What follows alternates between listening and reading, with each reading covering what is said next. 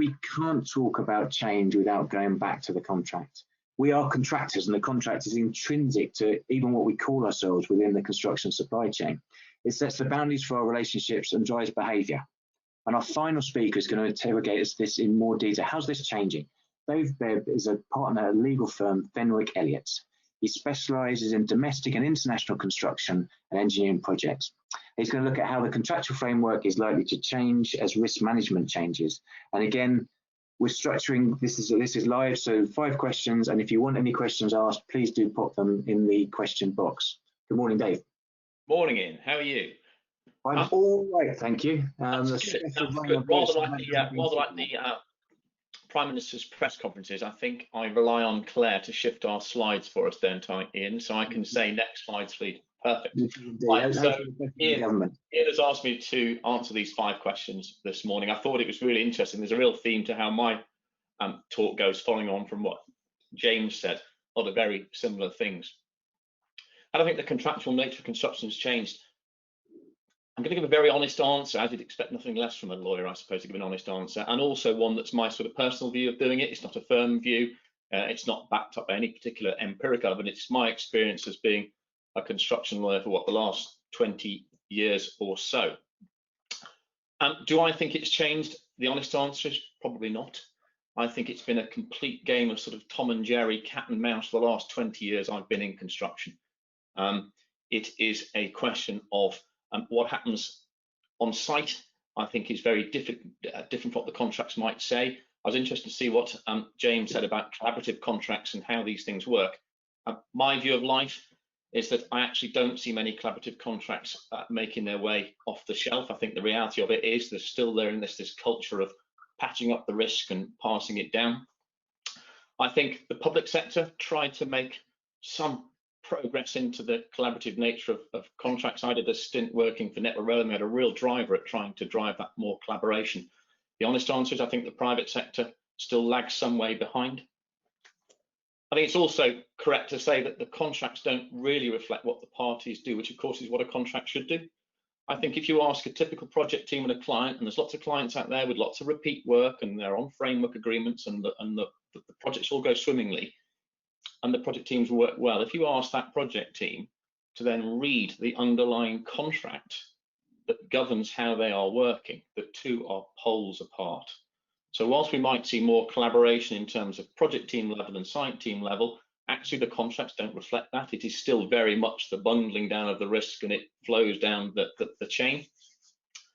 Likewise, I think types of contracts have not changed. I think we still have, they fall into 2 categories fundamentally. They fall into here's sort of 500 pages of various documents thrown together on a Friday before we start on a Monday. There'll be some buried in there, a JCT. It still has the bulk of the market in this sector, Ian. There'll be a JCT in there with another 100 pages of amendments to it that no one reads, or no one has the mindset or the time to read.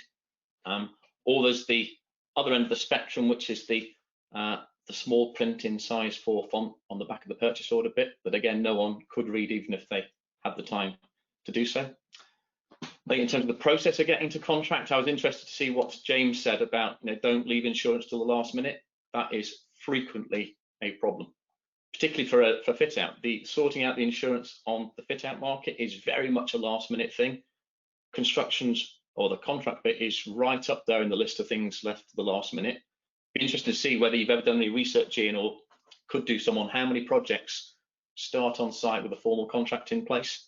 A straw poll amongst people I work with and clients is very few. There is this letter of intent culture of starting. It's almost as if the sort of contractual terms are the last thing to tick, because to be honest, that's not high up the client's priority. It's the price that costs the program. I think a good point to sort of, if we're going to restart from here and reset the sector, we probably do need to understand a little bit more about what is normal. And again, we talk a lot anecdotally about what's normal, but it would be good to have some hard and fast data. So I think that's something I'll take away from here to look at how we can learn a little bit more through survey of how contracts are evolving and whether they are changing over time. So I'm taking from your first slide there, Dave, as we move on to the second one, that you don't trust us to fix ourselves. So do you believe legislation will impact the way that we're starting to write out risks in the contract. If we just flick on to the next slide, it will change it because it has to. James touched on the point about the Housing Grants or the Construction Act, now over 20 years old.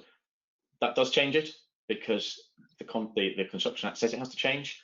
So that changed all sorts of things around payment, around the right to adjudicate, the right to suspend work, and that forced that change. So contracts had to have those provisions changed. But I think the one really important thing to bear in mind here is that legislation is only one part of the overall risk pot. It's the one bit that actually the parties don't have any freedom to change. If the law says that's what must happen, that must be in the contract. So the same thing will happen, as I said, with the Construction Act. That said, these things must be in this contract. But I think what's often forgotten about is that commercial risk is completely unregulated. So I can't imagine how many contracts were dusted off in March this year or rescued from behind the back of microwaves on porta cabins to say what happens about COVID, what happens about that. And I think there are so many contracts simultaneously dusted off and the parties realized, I didn't know that. That's an entirely commercial risk as to who takes the time and the cost consequence of COVID.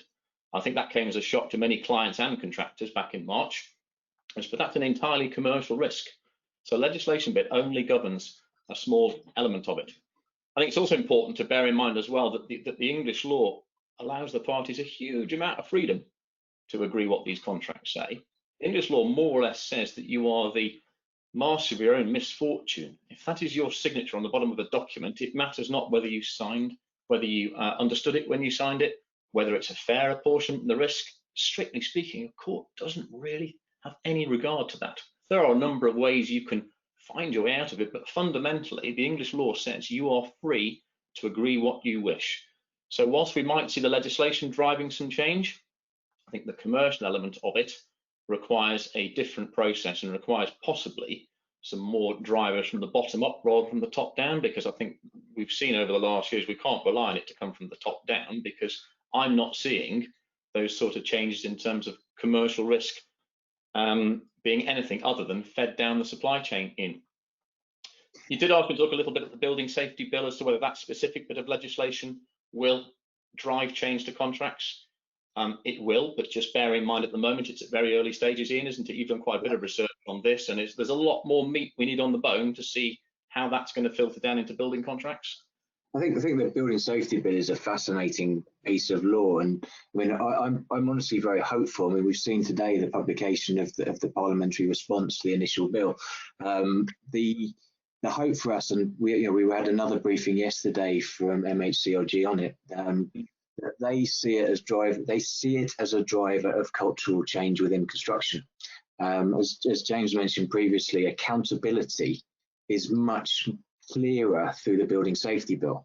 And again, I think whilst the legislation and the elements of the bill will get far more prescriptive regulation in the field of high risk buildings, it will start to define reasonable and accountability levels across the whole of construction. So the regulators changing, it's going to health and safety executive, the regulatory for the entire construction framework will therefore change in terms of the way it's policed. And I think accountability and reasonable behaviour, particularly around things like competence, will be for, and already I think government recognise that, the legislation will kick in at a level probably 18 metres, building 6 stories high. But would it be unreasonable to behave if you're a metre short or a floor lighter? Would it be reasonable to behave in a completely different way and manage your risk in a completely different way? Yeah, so the answer will be no. So what we may see is that at the moment, whilst it's very narrow in the intent of the buildings it applies to, it might drag the rest of the industry up to the same standards in terms of how that is done, which can only be a laudable thing, of course. But it's a slow process as well. I mean, the bill is going to take several years to come through in terms of secondary regulation. So again, the pressure is on industry to adopt the culture that it creates before the bill becomes manifest. And it'll be interesting to see how that's interpreted by the courts. Again, as we have product safety regulation that already puts quite strong onus on the construction industry. The other area for me is the alignment between health and safety and product safety. So we've got a more logical flow. So again, that accountability. I think, Dave, you mentioned that people often think the health and safety regulation doesn't lead to people ending up in prison, but you have a client yourself who is no longer bars.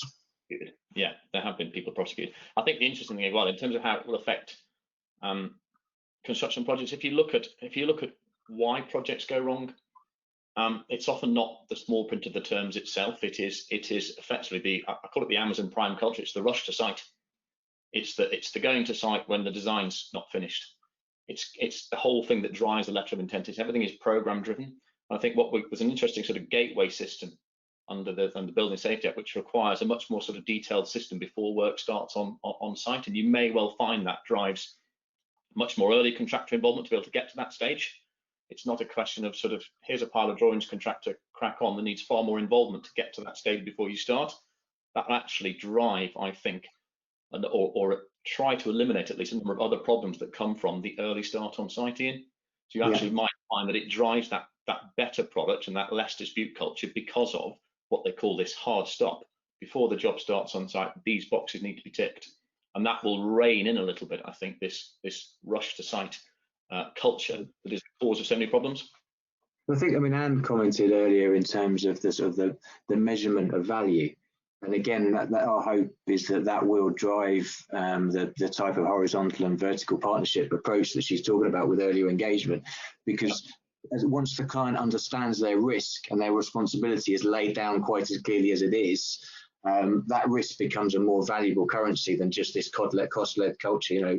We've all seen it. If you haven't followed the Grenfell Inquiry, we do write-ups on a regular basis. There's the BBC Sounds profile podcast that's broadcast weekly, and the emails. Look at the email chains. One way that companies can protect themselves now, I guess, is that off the back of this as well. That if you're being forced into, we get asked as FIS a number of questions. First one is this? One of them is this reasonable, or you'll never guess what they're trying to make me do.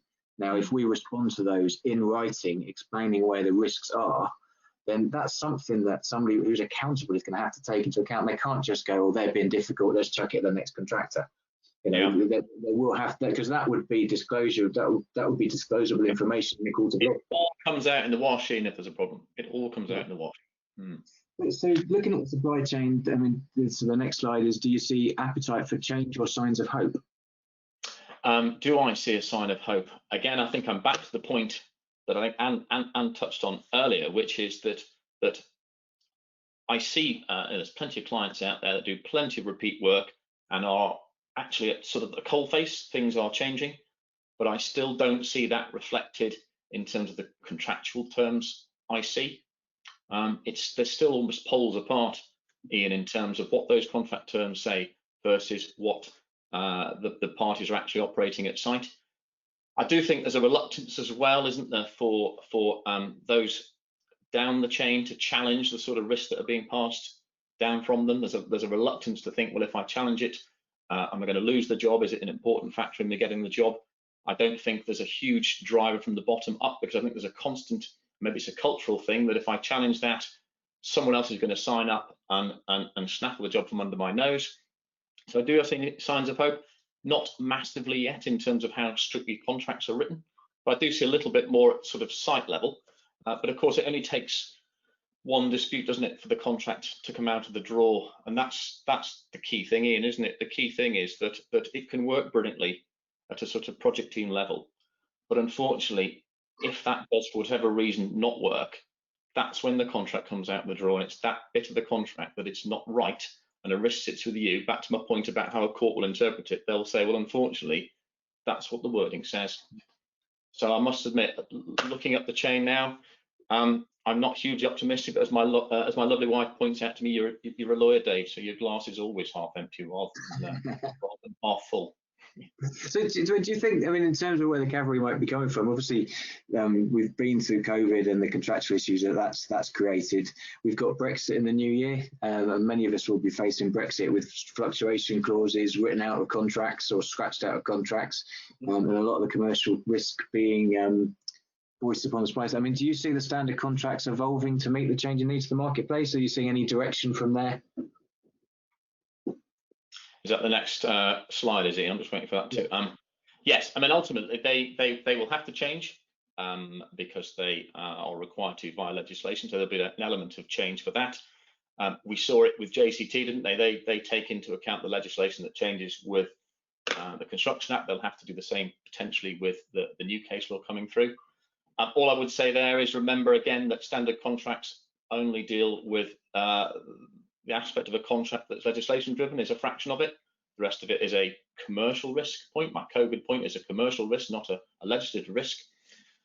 Again, if the contracts don't change, the parties will do it, and that's a market-driven thing. I must admit, in the last 20 years of doing this, it is occasionally a supplier's market and occasionally a buyer's market. What I haven't seen change is that even when it's more of a supplier's market, do the terms really change much, Ian? I don't think they do. If I picked out a couple of average contracts across the last 20 years of my career, I don't think I'd see a huge change in how they are written in terms of the risk passed down. There might be a more tendency when it's more of a supplier's market to raise queries and the less chasing of the work, or as Anne mentioned, the sort of chasing the lowest prices, perhaps less of that. But fundamentally, it's down to the parties to change these contracts to reflect the commercial risk of them. I would say, just touch on my last bullet point, it'll be common to a lot of listeners, I think, on this conference, the number of changes made to these standard building contracts. I'm a huge fan of standard building contracts for the reasons I mentioned there, rather than something bespoke. And it's always worth bearing in mind, my little last bullet point there, the main reason of any changes to those contracts is that little point 2, is to flip the risk. Rarely there might be something in the project that requires something specific written in that contract. By their very nature, standard contracts can't cover all the sort of quirks of each project, but that's rare. It tends to be, Ian.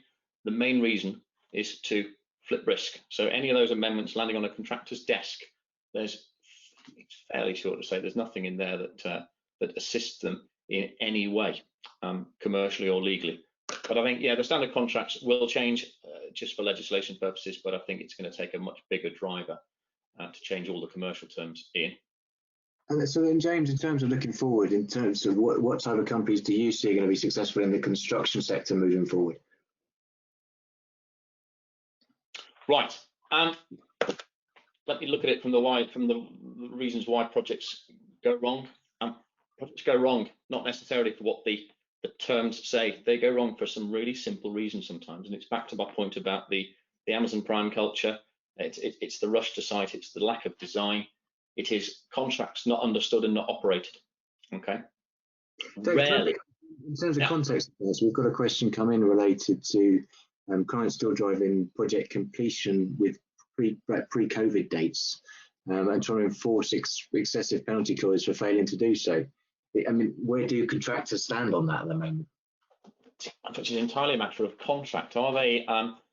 It's back to the point I made earlier about the commercial risk point. And if they're under a JCT contract, there's a pretty strong view at the moment that the last bit of the extension of time clause, the force majeure clause, will give the contractor time to finish. So they'll get the extension of time, but they might not get the corresponding money element of it. But again, unfortunately, it's purely a matter of contract. It's like anything. When a project goes wrong, unfortunately, the first thing any lawyer is going to ask for is, where's a copy of the contract? And it's back to that very first slide, is that commercial risk is just a matter of what that contract says. But I'd be happy to take further questions on that point. But in terms of going forwards, any contractor signing up to contracts going forwards should have something in those contracts about COVID. Yeah. You mentioned fluctuations as well, David. Have you seen any sort of fluctuation clauses being unscribbled out in recent times? The first time in 20 years I've seen one. Yeah, I can't remember the last time I saw a fluctuation view. So yeah, I have seen one written into a clause, into a contract only recently for fluctuations for Brexit driven. But again, bear in mind that how the market has changed over the 20 years of my career. It might have changed to be a bit more pro contractor, but I never saw the fluctuations bit, or at least not openly in the JCT. Often what would happen, it would be buried somewhere else in terms of how that risk was built in. But yeah, only now coming to the fore for the first time in a long time that I've seen. There's another question come in on the COVID side. Do you see pandemics being included in JCTs in the future? Yes, again, I suppose it's a question of these standard contracts keeping up with the times. I think it's fair to say, isn't it, COVID took absolutely everybody by surprise. JCT's view, of course, is that it's caught already by force majeure. So JCT's view is, well, it's already in there. But I think the very nature of force majeure legally is something that's completely unforeseen, which of course now it no longer is. So any contractor going forward should not be relying on any talk of force majeure in a contract for allowing further time for COVID. So you may well, JCT may well write something express in there, but before they do, and bearing in mind it takes a while to flow through from the producers of the contracts, any contractor out there should be making sure that's covered in a contract. So Dave, just we're out of time now, and thank you very much. So sort of to conclude, really, as individuals, it's important to review what's been scratched out of the contract. So it's not always a bad thing, in your opinion, to push back on the contract. There's lots of experience that you have of contracts actually being viewed as more professional because they do so. Absolutely. In my 20 years, I don't think any contractor client of mine has lost a job because they've challenged the terms and conditions. Yeah. They might do jobs for other reasons, but fundamentally the client is looking at time, cost and quality. The T's and C's bit can always be resolved, but it takes a challenge from the contractor to raise that point, but they shouldn't be in any way reluctant to do so, Ian. It's beholden on us as a supply chain to push for that earlier engagement to ensure that the contracts, there's time for the contracts to be properly written around the project. And there's some takeaways from FIS there around doing a little bit more work to benchmark where we're at on contracts. So we can use our community influence to bear to accelerate some of the work on JCT, because whilst I suspect they will change, unless there's pressure, I suspect it won't be in a meaningful time frame in the word as many of us would view it. So Dave, thank you very much indeed for your time.